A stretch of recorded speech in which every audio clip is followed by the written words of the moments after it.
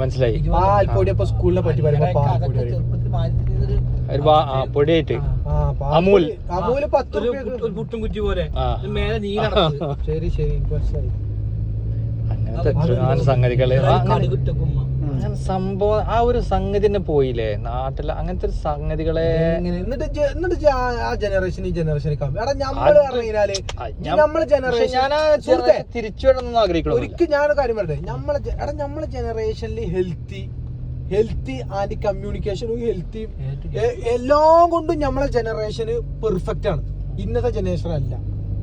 Technology വളർന്നു എന്നല്ല, മനുഷ്യന്റെ സംസ്കാരത്തിൽ ഒരുപാട് വൃത്തികെട്ട മാറ്റങ്ങൾ വന്നിട്ടുണ്ട് നമ്മളെ ഈ സമൂഹത്തിൽ. ഇല്ല നമുക്ക് പറയാൻ പറ്റുമോ? എങ്ങനെ പറയാൻ പറ്റും? ഇതൊന്ന് പറഞ്ഞടിക്കാം. നമ്മളെ സമൂഹത്തിൽ അന്ന് പണ്ട് ഉണ്ടായിരുന്ന സഹകരണവും സപ്പോർട്ടും ജനങ്ങൾ തമ്മിലുള്ള ആ ഒരു വൈകാരിക ബന്ധങ്ങളൊന്നും ഇപ്പൊ ഇല്ല. എല്ലാം അറിയാം. അതല്ല, അത് ശരിയാ. നമ്മൾ 5 മണി കഴിഞ്ഞാല് 9ാം ക്ലാസ്സിൽ പഠിക്കുമ്പോഴേ 9